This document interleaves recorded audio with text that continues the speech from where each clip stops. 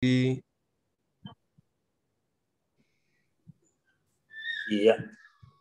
pagi ini saya bersyukur. Apakah suara saya bisa jelas terdengar, Wiwit? Jelas Kak Edi. Jelas ya? Ya. Oke, baik. Hari ini kami ada 2 gadget, jadi saya pindah tempat. Oke, puji Tuhan.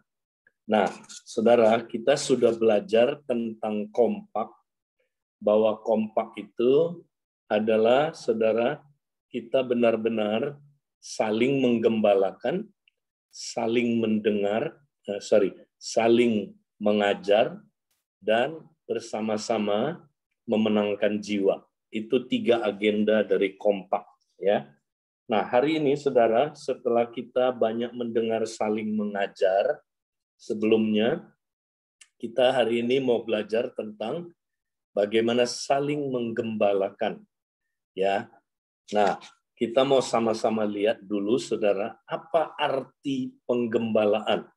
Kita ulangi lagi, saudara, supaya kita mengerti. Nah, ketika Tuhan Yesus bertanya kepada Petrus, coba berikutnya, ya, Tuhan bertanya, Petrus, apakah engkau mengasihi aku?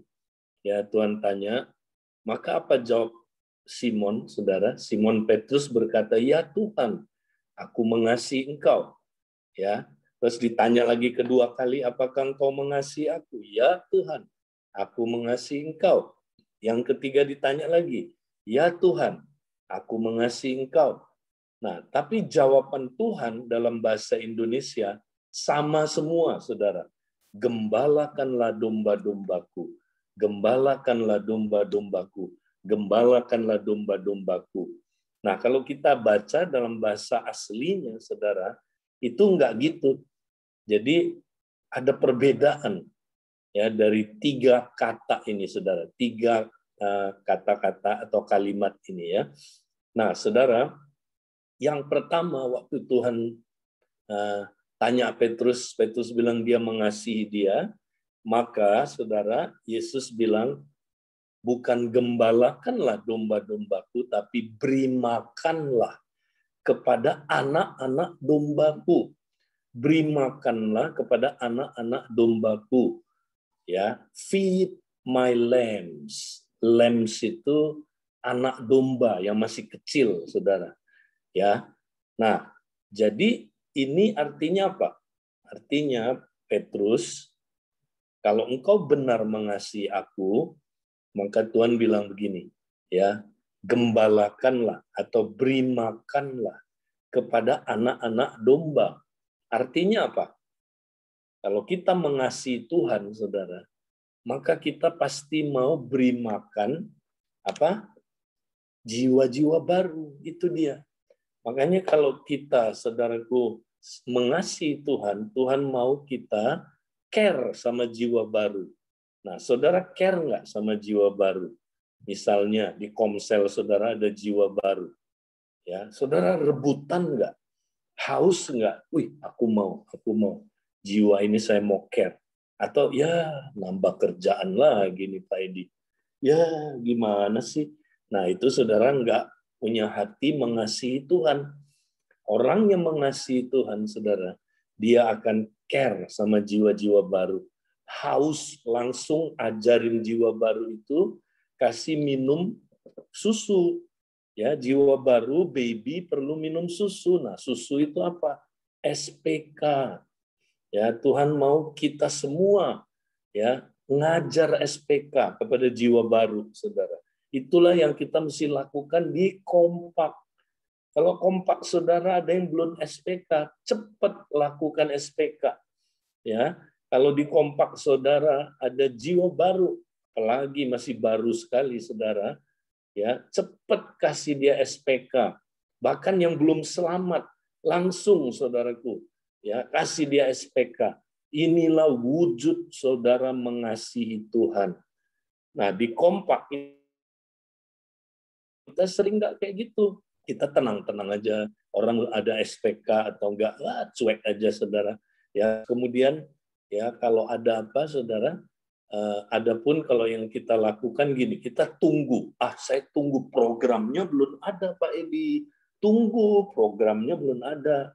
Jangan tunggu program. SPK itu bukan program, itu gaya hidup, saudara.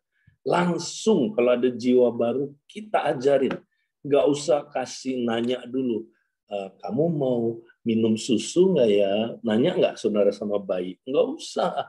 Nggak usah mamanya bilang, Mama akan ngajar 10 session manfaat minum susu. Nggak usah. Ya, saudara. Langsung aja ya kita beri minum susu ya. Langsung sama jiwa baru nggak usah nanya kamu perlu SPK deh kayaknya. Ya, kamu perlu nggak usah. Langsung pembicaraannya adalah SPK langsung masuk. Ya, pelajaran 1 langsung hidup kekal dalam kerajaan Allah. Nah, gitu saudara.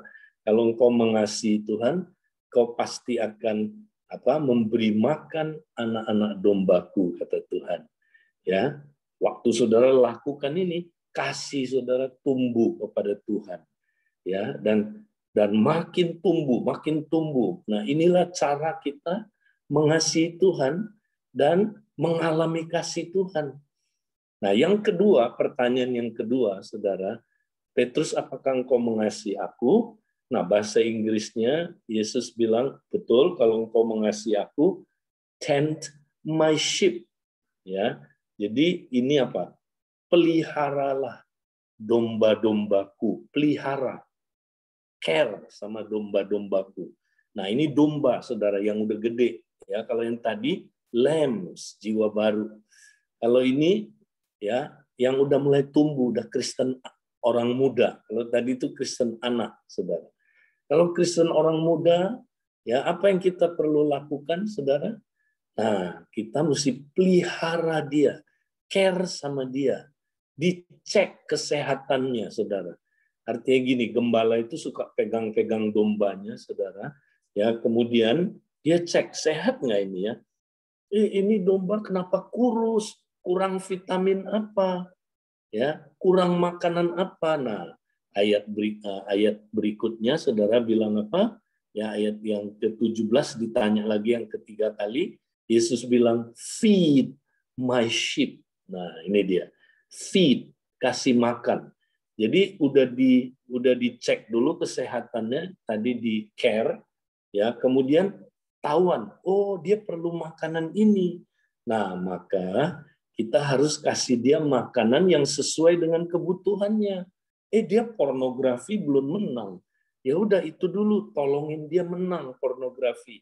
Ya, dia misalnya saudara belum menang marah-marah. Ya udah itu dulu ditolong saudara.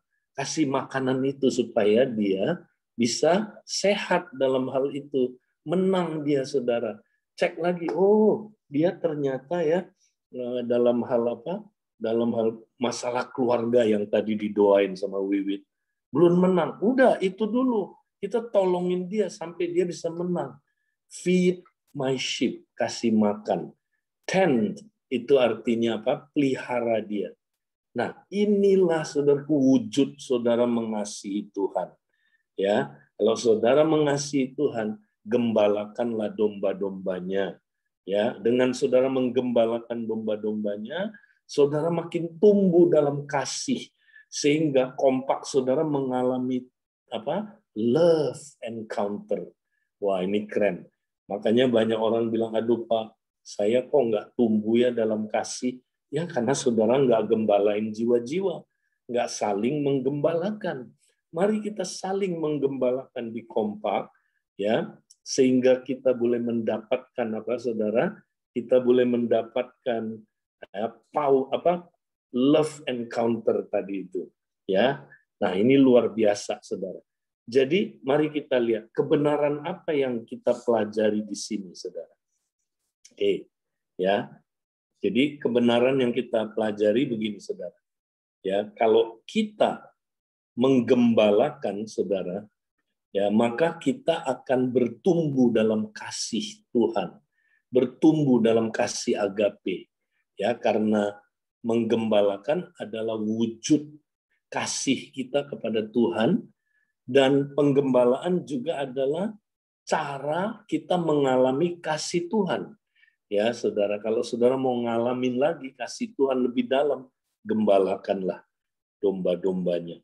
Ya, nah itu kebenaran pertama yang kita belajar. Kedua, kebenaran kedua yang kita belajar dari ayat ini, ya saudara catat ya, karena ini penting nih saudara. Kedua, penggembalaan adalah menjawab kebutuhan sesuai dengan tingkat ya pertumbuhan rohani. Ya, jadi kalau Kristen anak kasih SPK, udah ikut SPK, cek lagi udah tercapai belum dia punya goal-goalnya, saudara. Kalau belum, tolong dia mencapai goal-goal yang tiap pelajaran itu kan ada sasarannya. Ya, kalau dia udah Kristen orang muda ke atas, ya, nah maka saudara kita pelihara dia, care sama domba-domba, saudara. Kemudian apa yang dia kurang, yang dia belum capai, kasih makan rohani. Dia belum menang pornografi, kasih saudaraku, tolong dia. Belum menang dalam hal apa? Dalam hal bisnis, dia belum menang, saudara. Tolong dia dong. Ya. Nah, ini dia saudaraku, menggembalakan, saling menggembalakan. Nah, sekarang kita mau lihat berikutnya, saudara. Ayat berikutnya. Sekarang kita mau belajar, next, apa tugas dan kunci saling menggembalakan. Ya. Nah, pertama kita akan lihat dulu saudaraku, apa itu kunci ya menggembalakan, saudara. Rahasianya apa? Kita bisa berhasil saling menggembalakan. Nah, kita mau lihat ayat ini, saudara. Matius pasal 9, 35 sampai 36. Demikianlah Yesus berkeliling ke semua kota dan desa. Ia mengajar dalam rumah-rumah ibadat dan memberitakan Injil Kerajaan Sorga serta melenyapkan segala penyakit dan kelemahan. Ya, ayat 36. Melihat orang banyak itu, tergeraklah hati Yesus oleh belas kasihan kepada mereka karena mereka lelah dan terlantar seperti domba yang tidak bergembala. Oh, saudara, kunci kita bisa saling menggembalakan, belajar dari Yesus. Ya, Yesus ketika mengelilingi kota dan desa, ya, dia mengajar, menyembuhkan orang sakit, memberitakan Injil, melenyapkan segala kelemahan. Maka waktu dia lihat orang banyak itu seperti lelah dan terlantar seperti domba yang tidak bergembala, maka tergeraklah hati Yesus oleh belas kasihan kepada mereka. Ini kuncinya ternyata, saudara. Digerakkan oleh belas kasihan. Digerakkan oleh belas kasihan. Ya. Jadi saudara, Yesus terima belas kasihan dari Bapa. Ya, karena tergerak ini pasti dari Bapa, saudara. Dia dapat hati Bapa yang adalah hati yang penuh belas kasihan kepada orang-orang yang lelah, terlantar seperti domba yang tidak bergembala. Jadi kunci penggembalaan adalah digerakkan oleh belas kasihan Allah, digerakkan oleh belas kasihan dari Tuhan atau dari Bapa, saudara ya. Nah, belas kasihan ini, saudara, yang saudara mesti punyai. Saudara ingat, kalau saudara punya modal belas kasihan dari Bapa ini, saudara, ya, dengar saudara, ya, maka saudara boleh belum lulus sekolah Alkitab atau nggak ngerti konseling atau belum lulus sekolah penggembalaan, tapi saudara sudah bisa saling menggembalakan, saudara. Itu sebabnya, saudara, ini kuncinya. Ya, kuncinya saudara berbelas kasihan nggak? Saudara belas kasihan nggak sama jiwa-jiwa yang ada di kompak? Coba, ya, sama teman kompak saudara. Dia perlu dikasihani, saudaraku. Ya, belas kasihan satu dengan yang lain kita. Ya, apakah kita cuek aja? Ya, dia mau kemana kayak saudara? Dia udah bikin gua susah. Aduh, gimana sih ini? Kompak lagi, nggak tahu nih lagi masa pandemi. Ya, saudara, kita harus punya hati gembala. Hati gembala adalah hati Bapa yang digerakkan oleh belas kasihan dari Bapa. Nah, saudara bilang, masa sih, kan itu khusus Yesus. Ya kan, itu khusus Yesus. Atau orang-orang yang punya jabatan gembala. Nah, Pak Edi itu gembala, penatua kan penggembala kan. Atau ada orang-orang ya yang punya apa? Punya kekhususan, pelayanannya penggembalaan. Saya mau enggak, ya. Karena saya enggak punya belas kasihan kayak begitu tuh. Mari kita baca Kolose 3 ayat 12. Karena itu sebagai orang-orang pilihan Allah. Nah, siapa ini? Kita semua orang pilihan Allah, ya. Semua orang percaya yang dikuduskan dan dikasihinya, apa? Kenakanlah belas kasihan. Ya. Salah satu buah roh adalah belas kasihan, Saudara. Punya belas kasihan. Ya, jadi kalau kita dituntun Roh Kudus, kita adalah orang pilihan Tuhan, kita disuruh kenakanlah belas kasihan. Ya, jadi kita semua bisa punya belas kasihan, Saudara. Asal kita kenakan. Ya, nah, kenakanlah belas kasihan itu. Ya, jadi tiap orang percaya bisa saling menggembalakan karena tiap orang punya belas kasihan. Dia bisa mengenakan belas kasihan. Nah, ini tingkat 1, Saudara. Tapi nanti ada tingkat 2. Nah, tingkat 2, Saudara, orang yang punya karunia belas kasihan. Showing mercy. Karunia belas kasihan. Ini 1 dari 7 karunia motivasi. Nah, ini level 2, Saudara. Orang yang level 2 punya karunia, ya, lebih mampu menggembalakan dari orang lain. Dia belas kasihannya lebih tinggi lagi, Saudara. Ya, dia lebih tinggi lagi. Ya, dan dia selalu punya belas kasihan itu. Karena kalau karunia motivasi itu menetap. Ya, kalau ini kita mesti kenakan belas kasihan kalau level 1 itu, ya. Nah, kemudian ada level 3, Saudara. Nah, ini mungkin level 3, dia tingkatnya mungkin gembala, atau di Abalov namanya penatua, ya. Saudara, ini yang berjawatan gembala. Nah, ini 3 level, Saudara. Nah, semuanya mesti pakai belas kasihannya, ya, karunia caringnya buat orang lain, karunia menggembalakan buat orang lain. Jadi kita harus saling menggembalakan. Ya, ini kebenaran yang kita dapat lewat ini. Nah, next, yang terakhir, kita lihat, Saudara, ayat berikutnya. Nah, menggembalakan itu adalah, ya, mengasihi sebenarnya, Saudara. Kan tadi kan, kalau engkau mengasihi aku, ya, gembalakanlah domba-dombaku. Ya. Nah, itulah, Saudara, itu kita kita menggembalakan orang. Nah, kita lihat, Saudara, itu, ya, apa arti mengasihi? Kita lebih dalami lagi. Itu sebenarnya ini pengulangan, ya. Ayat 16, 1 Yohanes 3 ayat 16 sampai 17. Ingat, ini ayat kasih 3:16, ya. 3:16. 1 Yohanes 3:16, Yohanes 3:16. Demikianlah kita ketahui kasih Kristus. Ya, Saudara tahu nggak kasih Kristus seperti apa? Harus tahu, yaitu bahwa Ia telah menyerahkan nyawanya untuk kita. Wow, Yesus bukan menyerahkan, ya, apa-apa dulu, Dia menyerahkan yang termahal, Saudara, yang paling berharga, nyawanya buat kita, Saudara. Waduh, ya, Dia serahkan nyawanya untuk kita. Jadi kita pun wajib wajib, bukan mudah-mudahan, ya, ini bukan usul, ini bukan saran, wajib menyerahkan nyawa kita untuk saudara-saudara kita.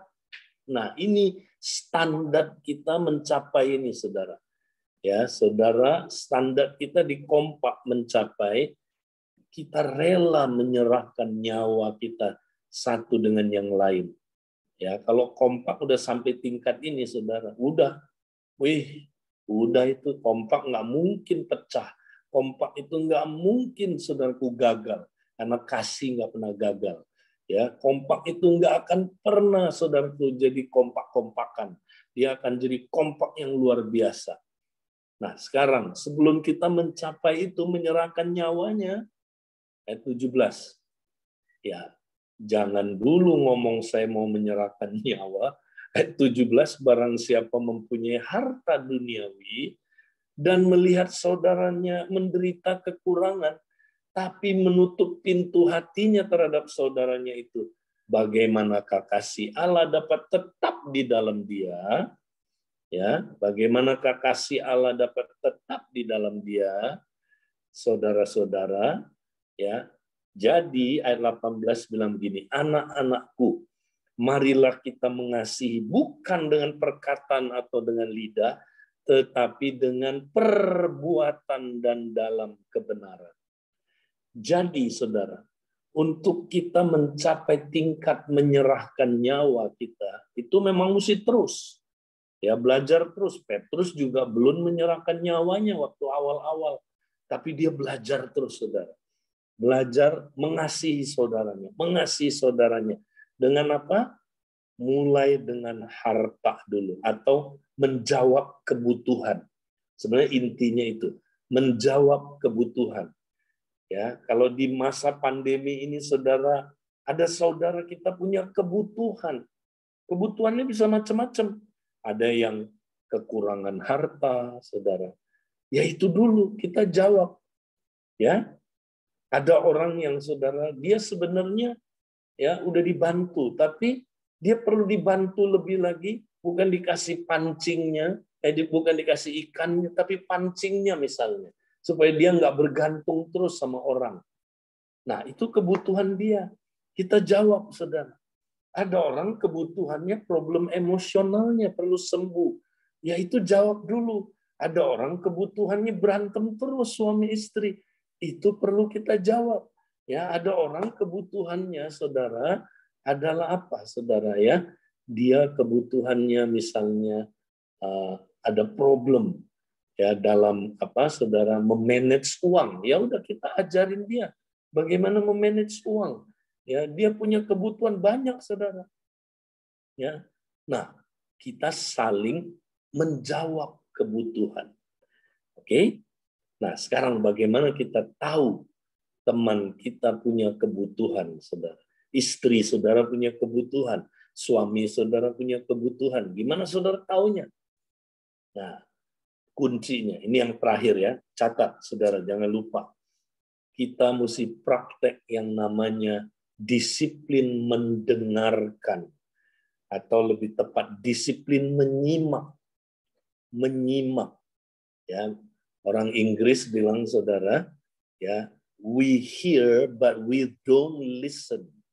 Ya, kita dengar tapi kita enggak menyimak. Nah, menyimak itu lebih dari mendengar, sekedar mendengar. Ya, jadi ada 3 tingkat mendengar, saudara. Ya, ada 3 tingkat. Nah, catat ya, ini penting. Ada 3 tingkat mendengar. 1, mendengar dengan fungsi biologis. Mendengar dengan fungsi biologis itu artinya saudara cuma dengar suara aja. Ya, istri saudara ngomong, anggota kompak saudara bilang, terus saudara bilang bising ya. Nah, itu cuma mendengar aja. Tapi tidak menyimak itu.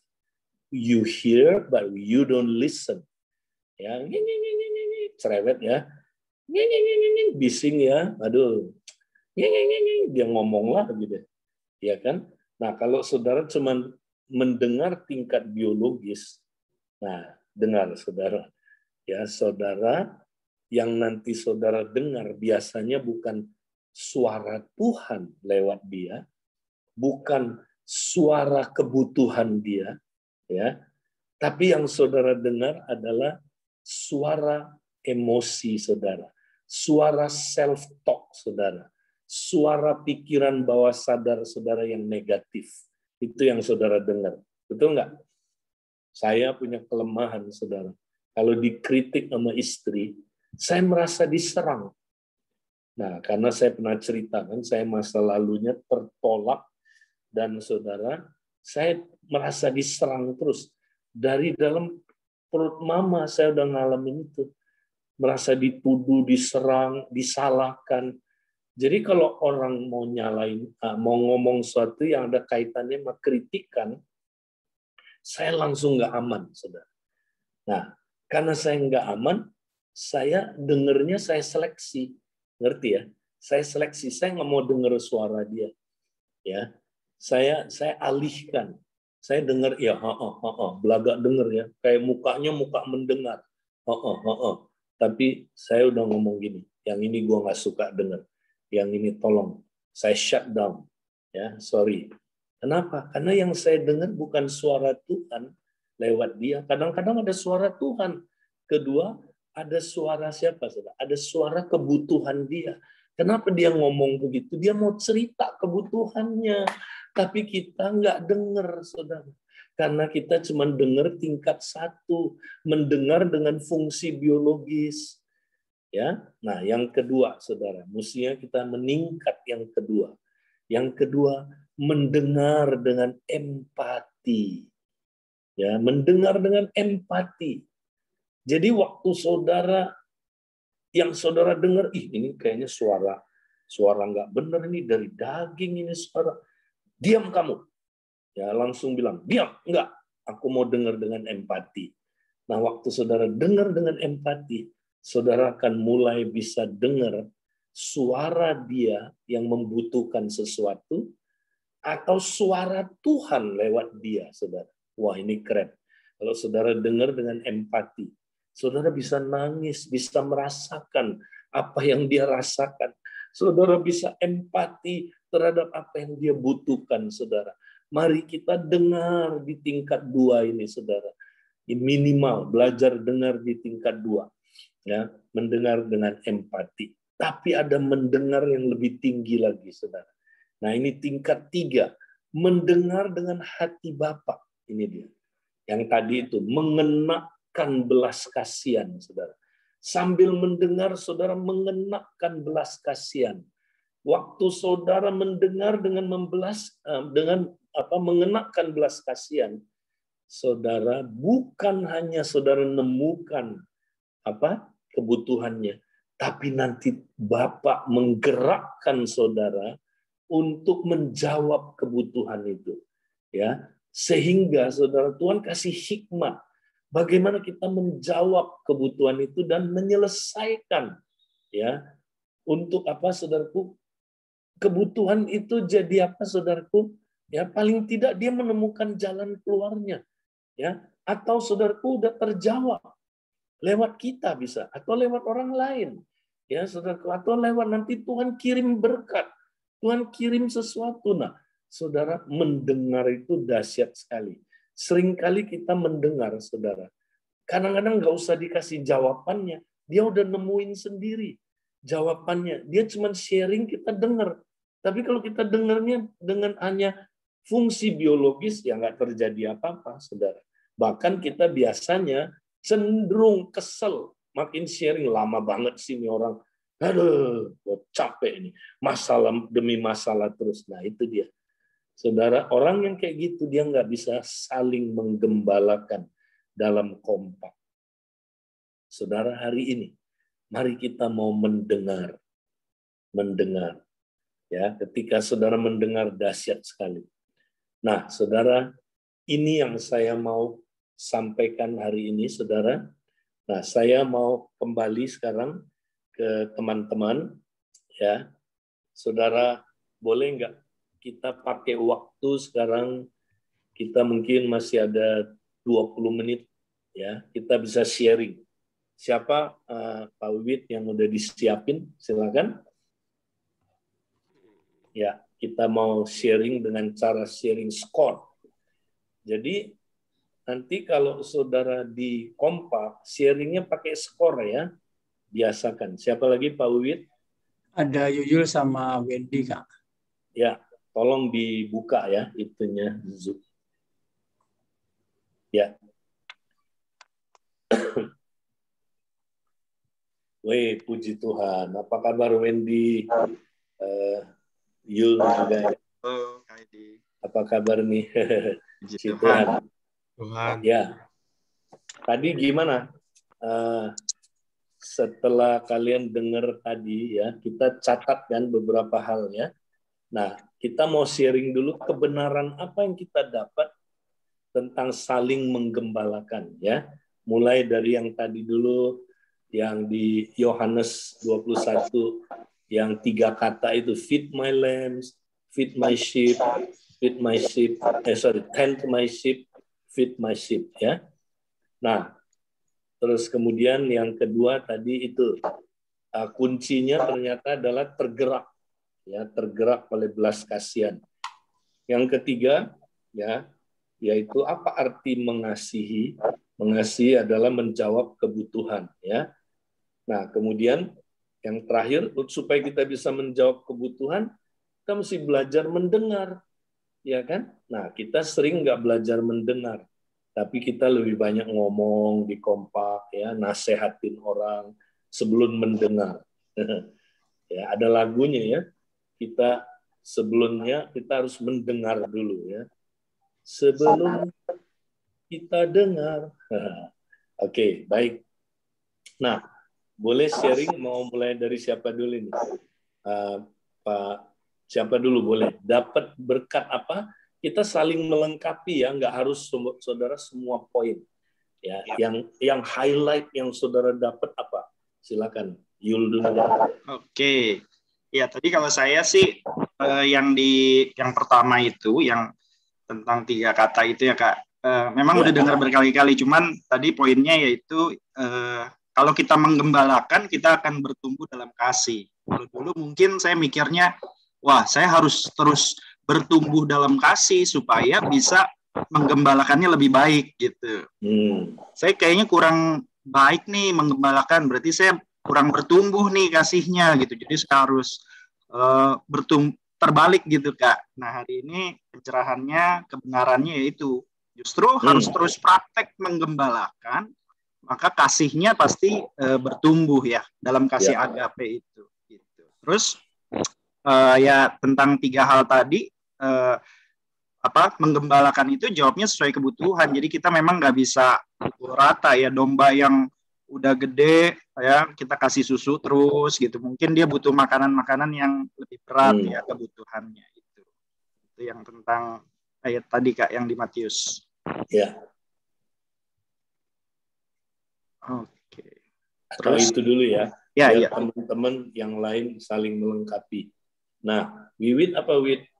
Kalau di sini ada lagi nggak yang tertinggal yang tadi Yulianto belum sharing?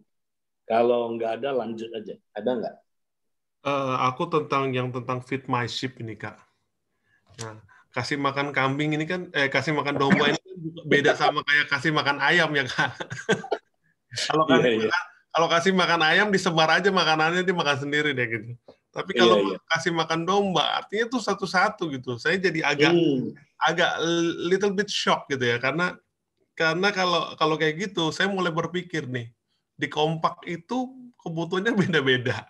Jadi masing-masing itu tanggung jawabnya kita harus saling memberi makan nih ke spesifik ya, kebutuhan spesifik gitu.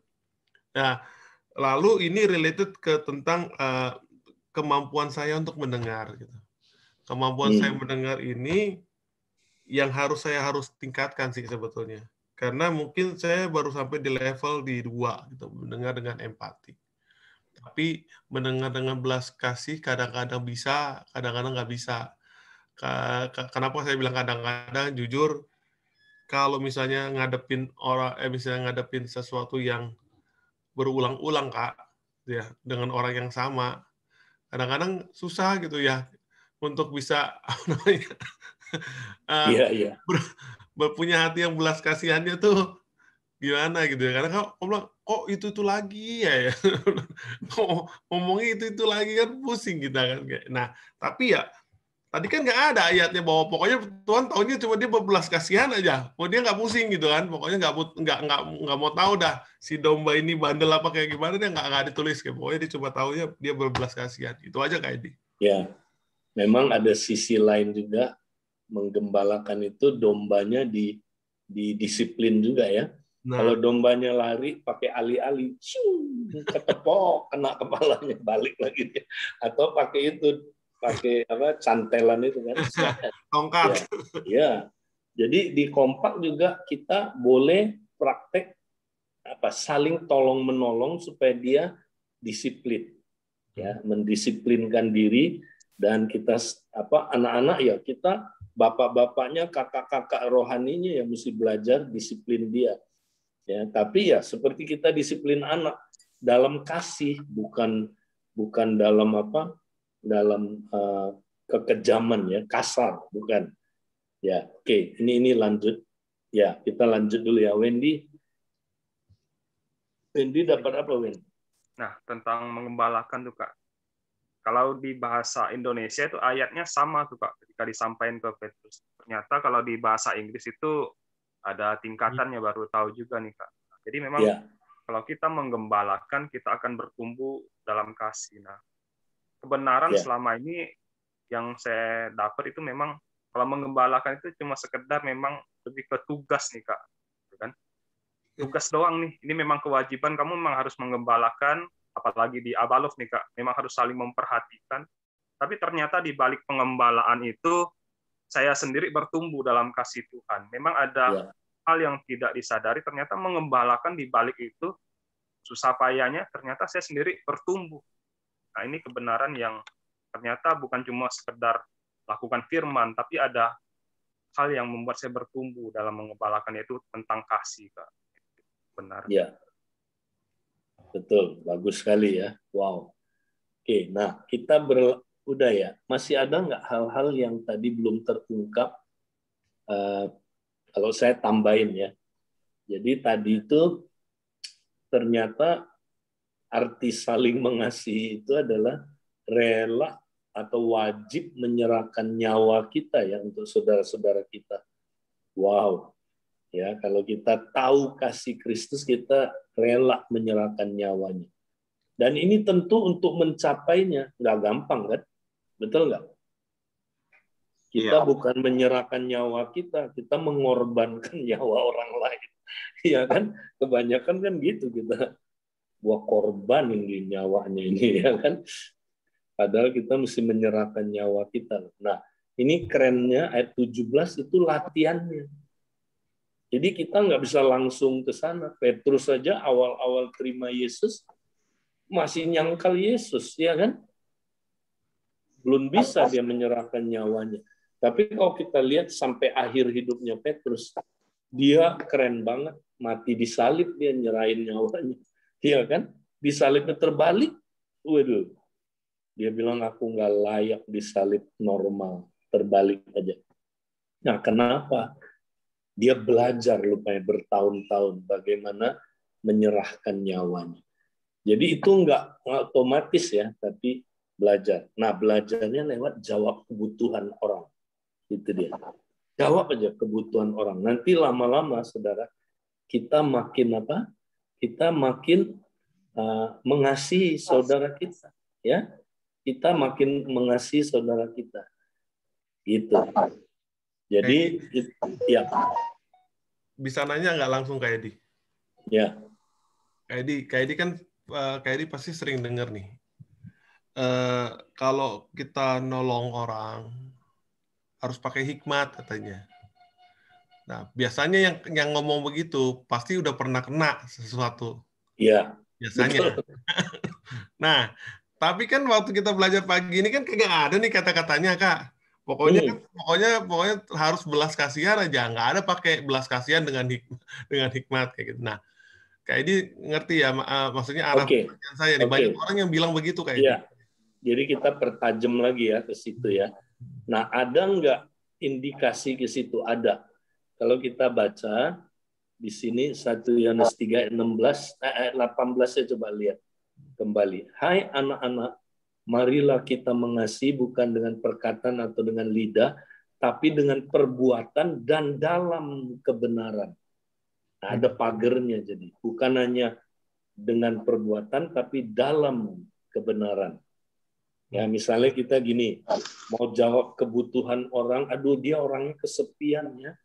Duh, dia orang kaya ini, dia kesepian, dia belum bertobat misalnya, atau dia udah bertobat tapi gaya hidupnya kayak gitu misalnya, masih ada kayak gitunya, suka ke pelacuran. Nah, apakah kita menolong dia supaya nggak kesepian, kita ikut ke pelacuran? Ya kan? Nah, itu nggak boleh, harus dengan perbuatan dalam kebenaran. Oke. Nah, sama juga kalau orang yang mau manfaatin kita, saudara. Ya, dia minta uang terus kan, minta uang terus. Ya, tapi dia memang motifnya kayak gitu. Di mana-mana dapat gitu, 3 pintu dia dapat semua. Nah, orang yang seperti ini memang dia motifnya nggak benar. Ya. Nah, kita gimana caranya? Ya, kita lihat misalnya gini ya, aduh dia nggak makan ya, bener-bener nggak makan. Oke, aku tolong dia kali ini. Tapi kita nasehatin dia, kamu tidak boleh begini terus. Oke? Alkitab bilang, kebenarannya bilang, orang yang tidak bekerja, jangan dia makan. Ya. Jadi kita ajarin dia. Jadi gimana Kak kalau gitu? Nah, kamu mesti bekerja. Nah, masalahnya aku nggak ngerti. Aku udah coba cari kerja, nggak dapat kerja. Nah, tolonglah dia supaya ya kan dia bisa dapat kerja. Kalau dia nggak ngerti juga gimana supaya dia bisa dapat kerja. Nah, kita tolongin skillnya dia dong. Ya kan? Jadi kita kasih pancingnya, jangan kasih ikannya terus. Gitu. Nah, jadi tapi kalau orang udah mau mati, saudara, walaupun dia memang ya motifnya salah, ya kita tolong aja, itu belas kasihan kita, ya kan? Tapi bukan berarti kita kompromikan nilai-nilai lainnya. Ada nilai lainnya. Alkitab itu selalu paradoks namanya. Ya, di satu sisi bilang kalau beri jangan minta pengembaliannya. Kalau pinjam juga katanya, ya kan? Nah, tapi di sisi lain orang yang tidak bekerja jangan makan. Terus bayarlah hutangmu, coba. Ya kan? Jadi itu namanya apa? Tadi itu apa? Paradoks. Jadi kelihatannya bertentangan, sebenarnya bukan bertentangan. Ada konteksnya. Kalau dia memang udah mau mati, ya udah nggak usah pusing sama motif dia dulu. Kasih dia makan. Tapi normalnya di area lain dia punya motif yang salah, nggak benar, ya mesti dibenerin. Dan dia mesti apa? Dia mesti lakukan kebenaran itu, yaitu dia harus kerja, nggak boleh nganggur. Gitu. Kecuali dia nggak bisa kerja udah, ya kan, lumpuh atau apa, ya. Jadi gitu ya. Oke. Jadi jelas ya. Oke. Nah sekarang kita ini Tuhan tegur apa ini? Setelah dapat kebenaran ini, kira-kira teguran Tuhan buat kita apa? Yul? Iya. Yang tadi kan yang tingkat 1 itu kan kenakanlah belas kasihan ya kayak dia. Yang level 2 kan mungkin udah punya karunia belas kasihan. Nah, seringkali yang saya kenakan bukan belas kasihan, tapi beban gitu, Kak. Tanggung jawab ya. Maksudnya, karena saya misalkan fasel atau korsel, ya saya harus menggembalakan gitu. Jadi digerakannya bukan karena belas kasihan itu. Nah, itu yang bikin ujung-ujungnya jadi letih. Kok kayaknya orangnya nggak berubah-berubah gitu. Jadi kayaknya kesabaran saya juga habis gitu kan.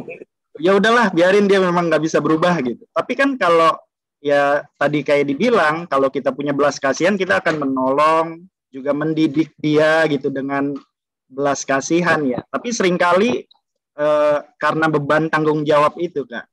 Karena fungsi atau posisi itu yang maksudnya Tuhan tegur tadi ya. Gitu. Bisa stres juga ya, bisa capek. Iya. Yang paling susah itu capek hati, saudara ya.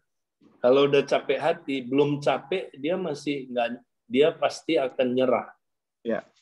Tapi orang yang capek badan melayani, saudara, walaupun dia capek, dia kadang-kadang nggak nyerah loh, saudara.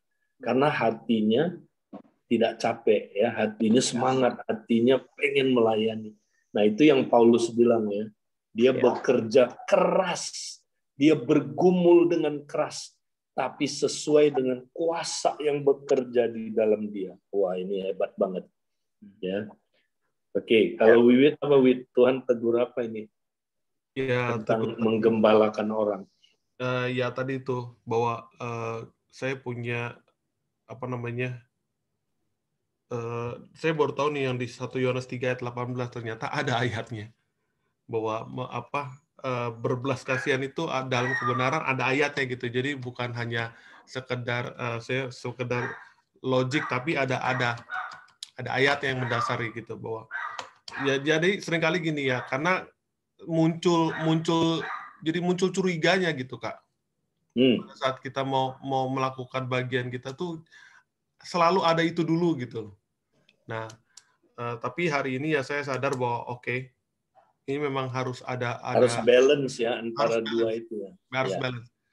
Karena kan gini, Kak, memang saya tahu saya punya anugerah dari Tuhan, kasih karunia Tuhan tuh memberi. Nah, tapi seringkali bablas gitu. Seringkali bablas karena saya berpikir gini, udahlah itu kan nanti kan urusannya sama Tuhan lah gitu. Tapi kan ternyata nggak boleh gitu, bahwa kalau kayak begitu kan saya tidak melakukan yang 1 Yohanes 3 ayat 18 tadi. Kebenarannya ya. Ya, kebenarannya saya tutup dulu nih gitu. Pokoknya saya ini aja deh gitu. Nanti ujung-ujungnya ribet sama istri kan gitu. Ya. Dimanfaatin ya sampai masalah di rumah tangga, urusan dalam negeri rame. Oke. Ya. Wendy apa Wen? Satu aja yang Tuhan tegur kamu apa?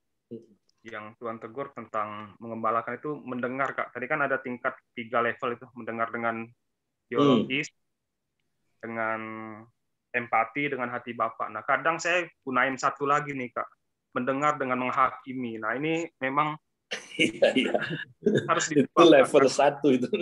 Ya, ini kadang kebanyakan dengar malah ditambahin mendengar dengan menghakimi. Kadang memang kamu kan begitu orangnya. Kadang memang hati yang jahat ini, hati yang tidak mendengar dengan empati, malah mendengar dengan menghakimi. Ini yang harus dibuang, Kak, ketika mengembalakan. Iya, bagus.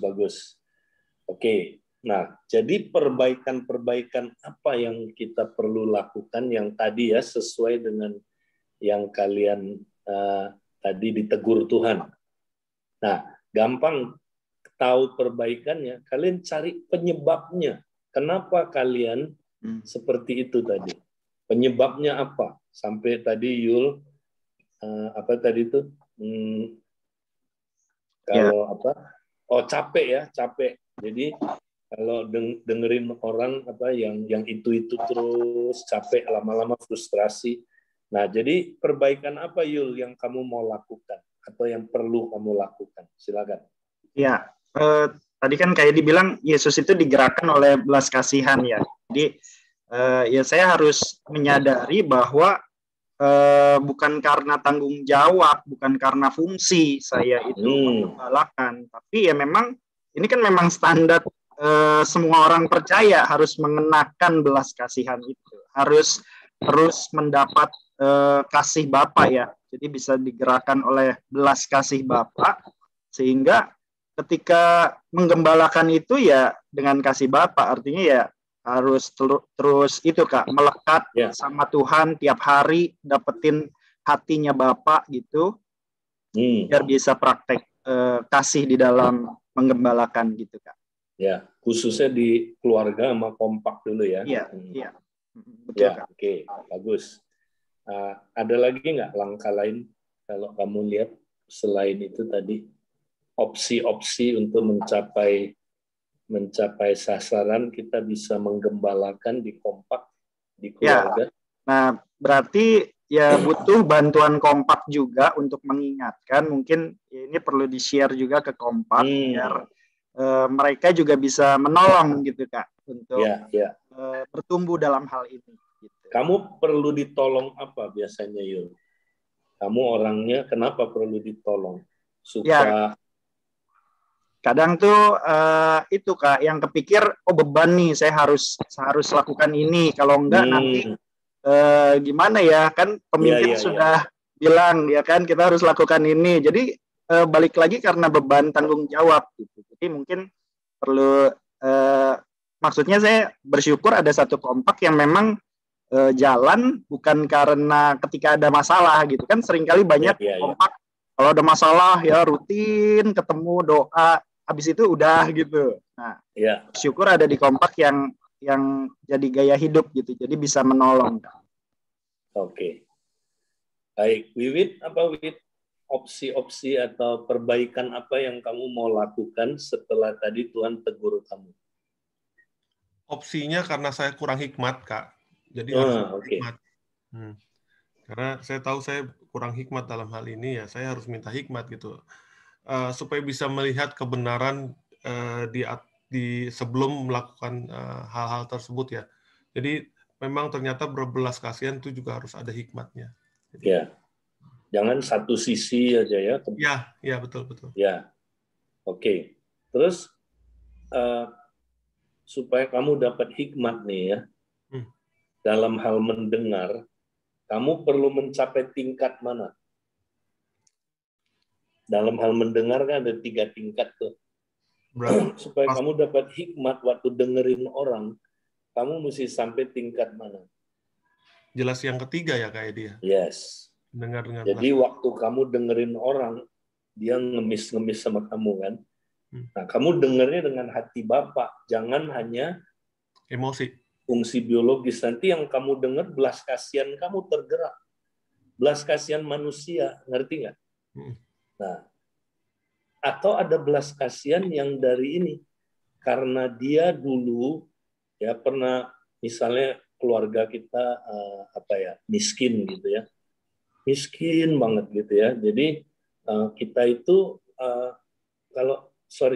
kita itu suka saudara gini, melihat orang diperlakukan nggak adil, ya, diperlakukan ditindas terus. Jadi kita gampang berbelas kasihan, berempati sama orang yang tertekan, yang direndahkan, yang miskin, yang dimarginalkan. Nah, akibatnya itu belas kasihan yang bisa dimanipulasi. Karena itu belas kasihan dari pikiran bawah sadar yang negatif. Nah, tapi kalau kamu bilang, enggak, aku nggak mau dipengaruhi oleh ini, aku mau dengar dengan hati Bapak. Nah, belas kasihannya Bapak, kenakan belas kasihannya Bapak kan. Nah, nanti kamu bukan cuma mendengar kebutuhan dia, tapi kamu dapat hikmat bagaimana memecahkan persoalan dia. Tuhan kasih hikmat ya kan. Jadi bukan cuma uang yang dibutuhkan dia atau kebutuhannya, tapi mungkin nanti ada jalan keluar yang Tuhan kasih tahu. Nah, itu keren banget. Jadi biasakan disiplin mendengar sampai tingkat 3 kalau bisa. Ya, tapi minimal tingkat 2 kita mesti capai itu. Oke? Ya. Windy, apa perbaikan-perbaikan yang kamu perlu lakukan? Ya, setelah teguran tadi tentang mendengar dengan menghakimi, perbaikannya begini, Kak. Paling ketika mendengar itu ya jangan memandang kelemahan orang lain, Kak. Jadi ketika dengar, lihat bahwa dia itu orang yang harus dikasihi. Perbaikannya jangan menghakimi kekurangan dia, jangan melihat kelemahan-kelemahan dia. Lihat bahwa dia ini tubuh Kristus, dia ini patut dikasihi dan sangat boleh dikasih dan wajib dikasih. Jadi tidak melihat kelemahan-kelemahan kita. Domba-domba ini punya kelemahan. Ya. Jadi dengan belas kasihan kamu bisa melihat need-nya dia ya. Dan kemudian juga kita benar-benar praktek disiplin cara memandang. Jadi kita memandang orang juga jangan dipengaruhi tadi itu kan kacamata menghakimi, kacamata ya kan. Waduh ini orang belum apa-apa ini udah mau manfaatin saya ini. Nah itu juga ekstrim lainnya yang mesti dijaga itu, ya kan? Menghakimi. Jadi begitu lihat udah menghakimi dulu ya kan. Nah padahal itu menghakimi sekilas pandang ya. Oke. Ya, baik. Gimana saudara diberkati Tuhan lewat sharing begini? Banget. Sangat, Kak. Ya. Jadi kita kompak kayak gini sharingnya baru seru. Jangan sharingnya ngalor ngidul, kebenarannya apa nggak dapet, ya tegurannya nggak dapet, perbaikannya nggak dapet. Akhirnya nggak bisa bikin rencana kita mau ngapain, ya kan? Nah, jadi saya dorong semua kita ya, ayo praktekkan ini. Baik. Nah, saya mohon diri saudara karena harus ada di mesbah doa KTC ya. Saya mohon diri, jadi nanti sampai ketemu lagi nanti malam. Nah, nanti malam ya kita akan membahas ya beberapa hal tentang gimana kita mencapai visi kita ya dengan apa saudara ya dengan cara memultiplikasikan kompak ya nanti kita akan bahas itu oke. Tuhan berkati. Thank you Kak Edi. Terima kasih Edi. Sorry saya duluan ya sampai minggu depan. Terima kasih Kak Edi. Sampai ntar malam. Sorry. Kasih Kak Edi ya kasih. Wit kalian umumin dulu aja sebelum lanjut Wit. Ya. Nanti malam ya Kak Untung ya benar ya Kak Untung? Ya, nanti malam ya. Nanti malam ada komsel gabungan nih dengan temanya tuh multiplikasi kompak dalam merintis komsel ya, dalam merintis komsel. Ini konsel tuh kamu loh. Oh iya. Cepetan. Komsel. Nah, itu jam 7, benar ya Kak Untung? Jam 7, linknya jam 6.45 udah buka.